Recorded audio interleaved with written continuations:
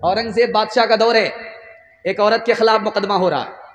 اس لڑکی کا کیس کیا تھا کہ اس نے عورت ہو کر کے 4 مردوں سے نکاح کر لیا تھا ایک ساتھ۔ تو بادشاہ نے کہا کہ او نادان لڑکی، جواب دو، تم نے عورت ہو کر کے 4 مردوں سے نکاح کیسے کر لیا؟ کہا کیا غلط کیا؟ جلسے میں گئی تھی، مسئلہ سنا تھا، عمل کیا۔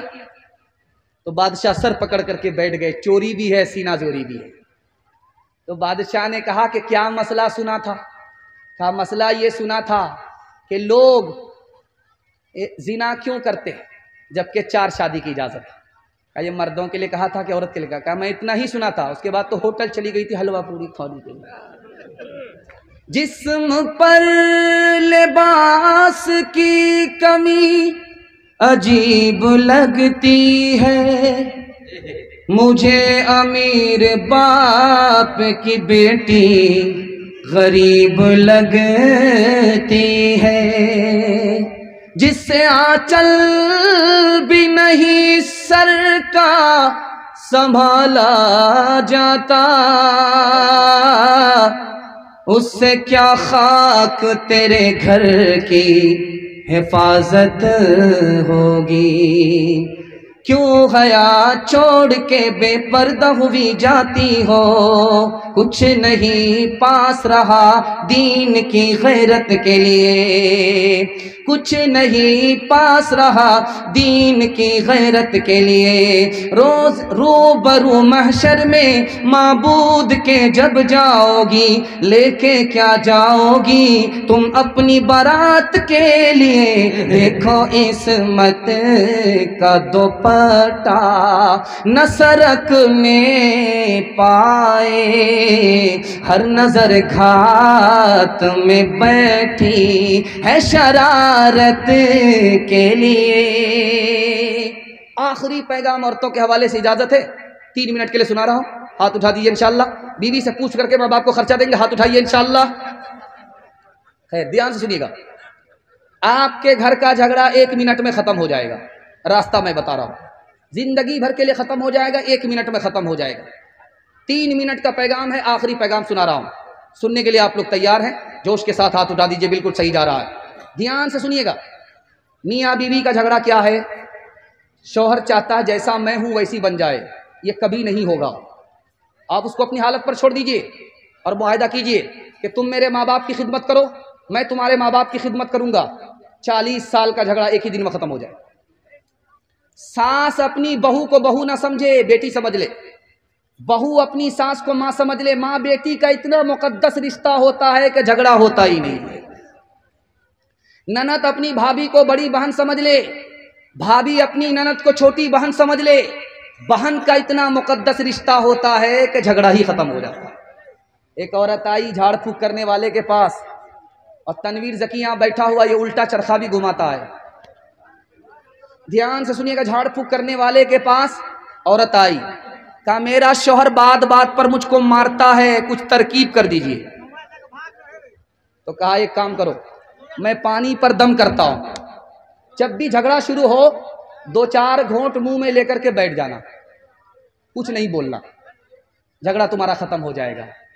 کیونکہ عورت کی زبان چلتی ہے، مرد کا ہاتھ چلتا ہے۔ اگر عورت زبان کو قابو میں کر لے، مرد ہاتھ کو قابو میں کر لے، ٹوٹا پھوٹا گھر جنت بن جاتا ہے۔ جب سسرال میں آدمی کو مزے کا کھانا کھانا ہوتا ہے، اپنے گھر میں اچھا کھانا نہیں ہوتا تو سیدھے سسرال بھاگتا۔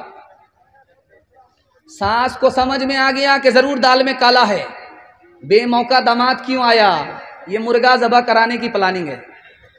تو ساس نے سوچا کہ اگر ایک دن کھلا دیں گے بڑھیا کھانا، روز آئے گا کھانے کے لیے، آج ہی سبق سکھا دیتے، کبھی نہیں آئے۔ تو ساس نے کھچڑی بنا کر کے داماد کو دے دیا۔ اب کھچڑی دیکھ کر کے داماد کا غصہ عرش پر چلا گیا۔ اماں یہ جیل خانہ ہے، میں قیدی ہوں کہ کھچڑی کھاؤں گا؟ کہا بیٹا کھچڑی کو برا بھلا مت کہو، اتنی اچھی غذا ہے، امیر بھی کھا لیتے ہیں، غریب بھی کھا لیتے ہیں، کسی کا پیٹ خراب نہیں ہوتا۔ سمجھ میں آ گیا کہ بڑھیا نہیں ہے، عجوبہ ہے، مرغا بچانے کی پلاننگ ہے۔ تو داماد نے کہا کہ اماں روکھا سوکھا کیسے کھایا جائے گا، گھی تو لا کر کے دے دو۔ بڑھیا 1 نمبر کی کنجر تھی، کنجوس تھی۔ ایک جگہ جلسہ ہو رہا تھا، تو کسی کا ریکارڈ ہی نہیں تھا 10 روپیہ سے زیادہ کوئی انعام دیتا ہو. جو بھی شعر پڑھے 10 روپیہ، جو بھی شعر پڑھے 10 روپیہ. اب شاعر بھی 10 روپیہ لیتے لیتے اکتا گیا. کوئی اس میں 150 والا نہیں ہے. ایک حاجی صاحب کھڑے ہوئے، 100 روپیہ دیا. انہوں نے تعریف کیا، واہ حاجی صاحب مبارک ہو، واہ حاجی صاحب مبارک ہو، آپ نے کیا میرا دل جیت لیا. اس کے بعد پھر شعر شروع کر دیا تو دیکھا حاجی صاحب کھڑے. کہا حاجی صاحب آپ تو بیٹھ جاؤ. کہا نہیں، وہ 90 روپیہ ہمارا واپس کیجیے، اس لیے 100 روپیہ.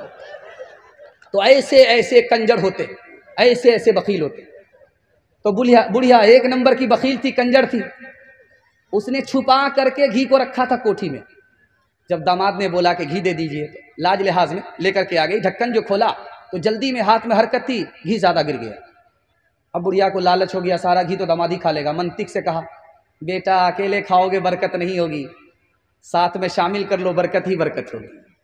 اب داماد کو سمجھ میں آ گیا کہ یہ بڑی کھٹاسی ہے، یہ اکیلا مجھ کو کھانے نہیں دے گی. تو لاج لحاظ میں داماد کہتا آپ تو میری ماں کی طرح ہو، ساتھ میں کھا لو، کیا دقت ہے. اب بڑھیا نے پلیٹ کو دیکھا تو گھی داماد کی طرف زیادہ گرا ہوا تھا. بڑھیا نے دماغ لگایا کہ ادھر سے ادھر ٹاننا. بڑھیا نے کہا بیٹا میں تم سے ناراض ہوں، اس لیے کہ فلاں مہینہ میری بیٹی کو تم نے یہ دکھ دیا ہے، یہ دکھ دیا ہے، یہ دکھ دیا. سارا گھی ادھر ٹان.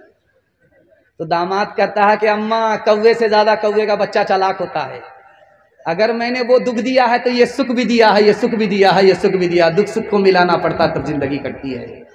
جو نہ دیکھا نہ سنا ہے وہ ہوا کرتا ہے، اب تو بے پر کا پرندہ بھی اڑا کرتا ہے. اب تو بے پر کا پرندہ بھی اڑا کرتا ہے. گالیاں کوئی دعا کوئی دیا کرتا ہے. اپنا ہر شخص کا کردار ہوا کرتا ہے. اپنے گھر میں بھی سکون سے نہیں رہ پاتا میں، اپنے گھر میں بھی سکون سے نہیں رہ پاتا میں. روز گھر میں میرے طوفان اٹھا کرتا ہے، روز گھر میں میرے طوفان اٹھا کرتا ہے.